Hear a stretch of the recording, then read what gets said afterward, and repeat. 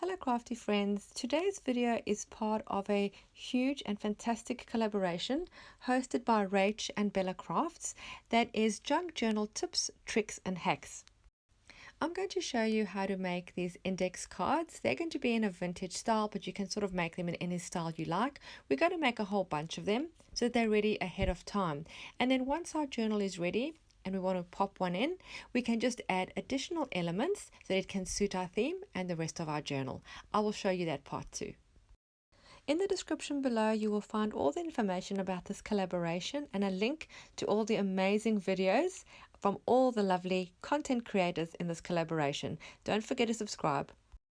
We will start with some blank index cards. If you have ones that are blank on the one side with lines on the other, that's the ones I use. But if you can't find them, because they can be a bit tricky to find, if they have lines on both sides, that'll work just fine too.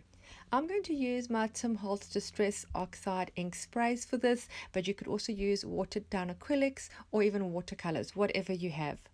The first color I'm applying is called tea dye, and I'm just splashing it on. I'm not spraying it on. I'm opening the bottle and splashing some on randomly, and then I spray water over everything, and then I also use my wet paintbrush to just move the ink around just randomly. We don't want any specific patterns, just let it sort of do its own thing. It creates some beautiful designs.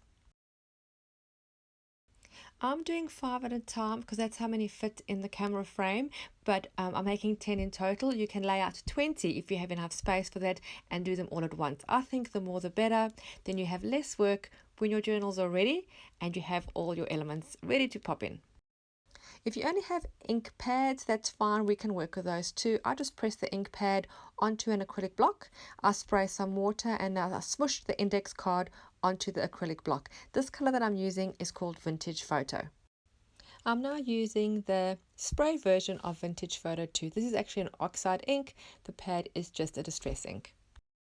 If some areas turn out too dark, just spray a little bit of water on them too. That disperses the ink and spreads out the color. While the ink is wet, I'm going to take the lined side of my other 5 cards and press it onto the face of these. That'll pick up some of the ink because I don't want the lined side to be just plain and just white lined. I think it needs to have some of the color too, and I think that's a good way to pick up excess ink and to help you color the other side. The next color I'm using is brushed corduroy. You don't have to put so many colors. I just like to use the 3 different tones. I think it gives it great dimension and a lot of interest. But like I've said before, use what you have.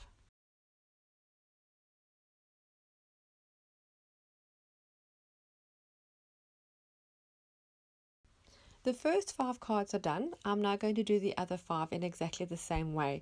Because it's the same process, I am going to speed this part of the video a little bit more so I don't bore you to death, but I will leave it in so you are able to see me create this. If you'd like to skip this section, you can just go forward to 3 minutes 35 in the video for the next part.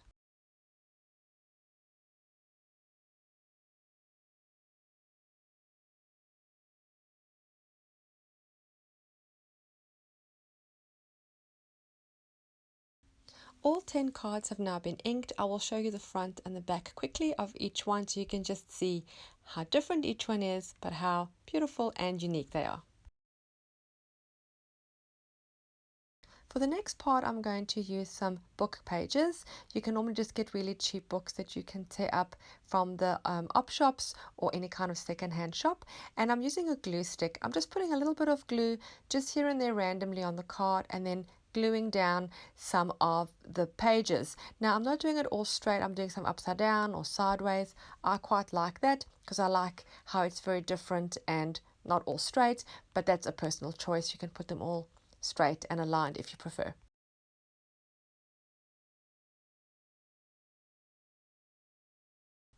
Make sure that you've pressed the book page down really well over the glue and that you allow the step to dry really well before you move on to the next step.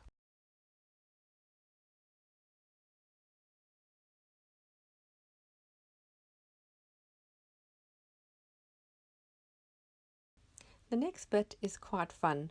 We're going to take each of these and now try and remove the paper that we have just stuck down. And what will happen is where it is glued, it will stay behind and will give a really worn and torn look. It's really quite effective for a vintage feel. Now, something that I learned through trial and error is you have to let the glue stick dry really well before you try to remove it. Mine wasn't quite dry, and as I tried to remove the paper, it lifted some of the actual index card too. I restuck it down and then did it again, but just letting you know that you should not be impatient like me and let everything dry really well.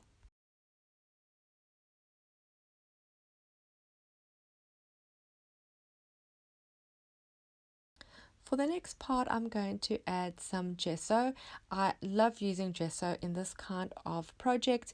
I feel that adding the gesso sort of puts the whole area into the background. It softens it, it gives it a misty look, it connects, makes everything cohesive and pushes it into the background. It can be a little bit too bold with the bright ink colors, and I really love the look that the gesso gives it.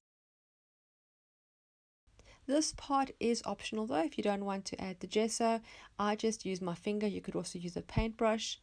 You could also scrape it on with a small piece of cardboard. Another reason I added, I think it creates great contrast between the white of the gesso and all the other colors.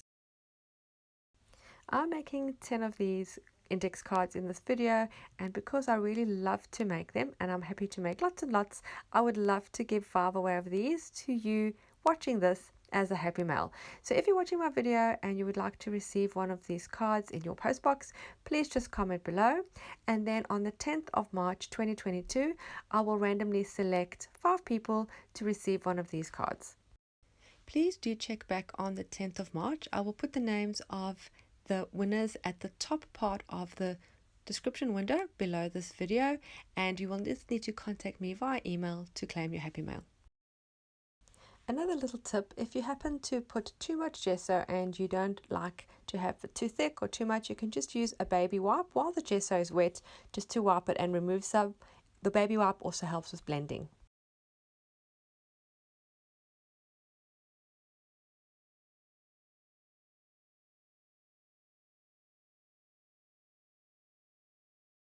I'm going to add some stamping with some black ink. I'm using this script stamp.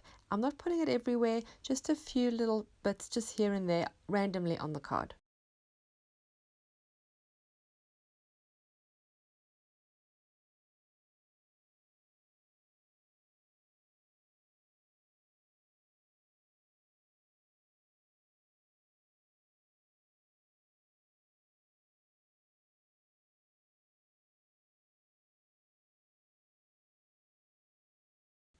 With the black fine liner pen, I'm going to add some detail around each card. I'm just going with freehand, going around, making a small border just around the card. I'm going around twice and I'm really not making it neat. I don't want it to be straight, otherwise I would have used a ruler. I want it to look hand-drawn and rustic. And just here and there, I'm also going to add a little bit of a zigzag. It's going to look a little bit like crumpled up stitching when you stitch under the sewing machine, and that's just to add a little bit of interest on the frame.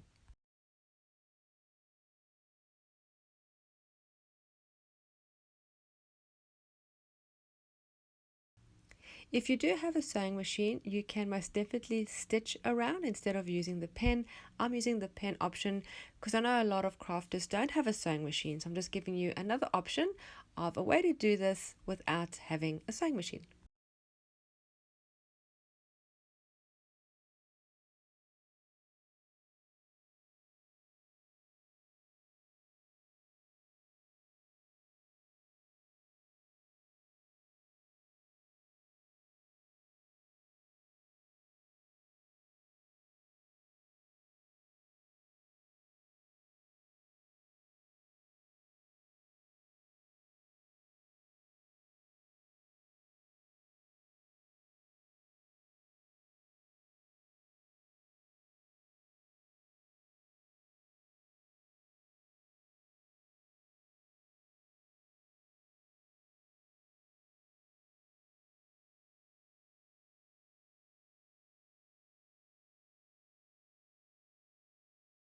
I want to make little tabs at the top of my card so they can look more like index cards.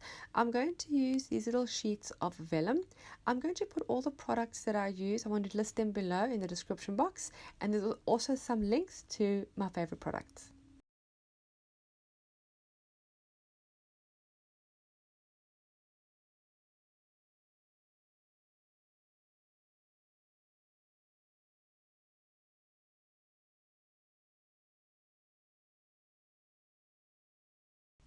I'm going to embellish the cards now, also a very neutral type of embellishment so that it can go with any kind of theme of junk journal. I'm going to keep it quite plain and neutral. I have these little dictionary meaning words. They're from a scrapbook paper from Kaiser Craft. I'm just going to cut out a few of the words and use that as part of the embellishment. I'm going to distress the edges with a little bit of distress ink. The color I'm using is Vintage Photo.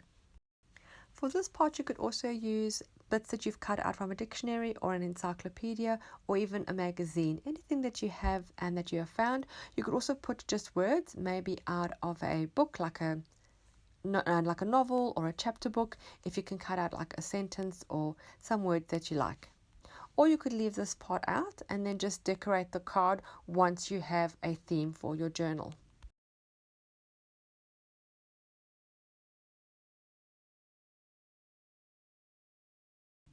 To add a bit more black to help with the contrast, and because I really love using this technique in a lot of my projects, I am using some black thread. It's just regular thread that you'd use in your sewing machine.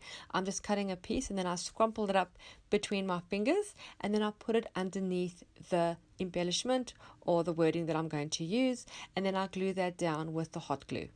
I often get asked why I use hot glue in these type of projects. That is because I'm a little bit impatient and I like things to dry fast, but also because I tend to stick things over bulky items. For example, the thread, or a lot of times I've just layers of gesso or even texture paste underneath, and I feel it's got a stronger hold. You can most definitely use craft glue, that works just fine too, just takes longer to dry.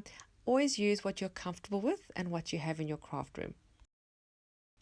Our 10 cards are ready for future projects. Now let's have a bit more fun and decorate 2 with different themes just to get an idea of how they'd look going into a journal. So for the first one, I'm going to do like a travel or a destination theme.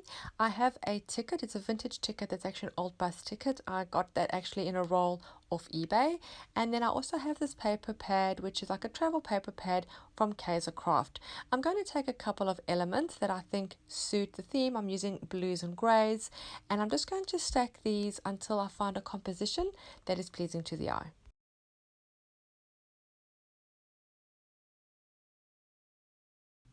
I'm also using a piece of cheesecloth at the bottom. This is just to add dimension and more laid texture underneath. I do like my embellishment clusters to be quite full of texture.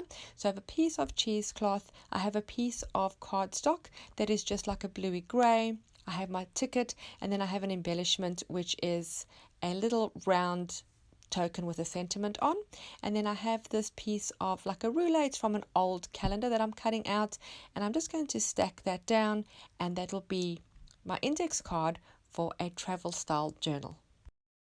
This little round embellishment is quite light, and just to make it stand out, I'm just edging it with a bit of black ink, and then I'm going to stick all the layers down again with my hot glue.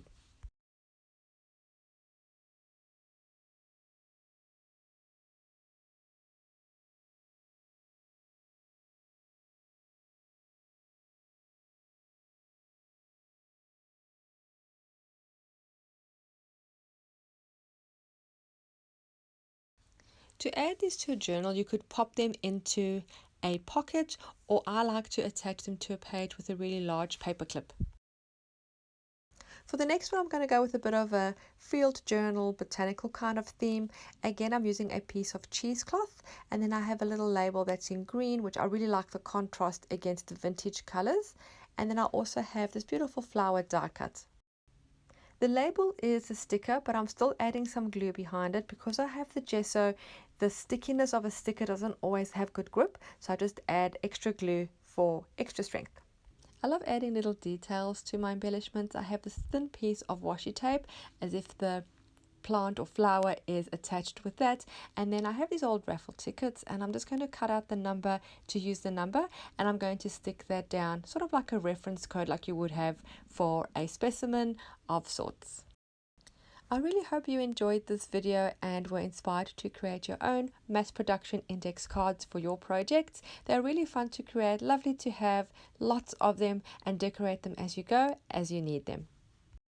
Thank you so much for taking the time to watch my video.